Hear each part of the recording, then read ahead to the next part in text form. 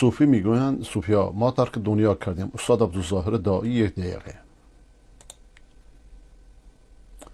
اگه بیاد. ولی ما ترک دنیا کردیم، ما سه چیز نمیخوریم، ما نفس خود کشتیم. یک کسی در افغانستان در پالی نشسته بود، در سر دسترخوان نشسته بود، این دیگه برای ما گفت که این استاد ما ترک دنیا کردیم، نه تو تارک دنیا هستم، نفس نکشتیم.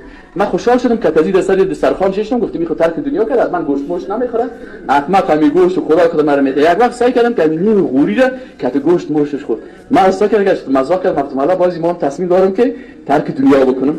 این فهمید سر من، بشه گفت پرزا نگو. ما ما میخوایم اگه ترک دنیا معنای چی باشه که مثلا وقت حق خودم یک غوری پلاو و حق خودم بخوری و حق دیگرم بخوری، تو که گفت من گوشت نمیخورم. بجود مولا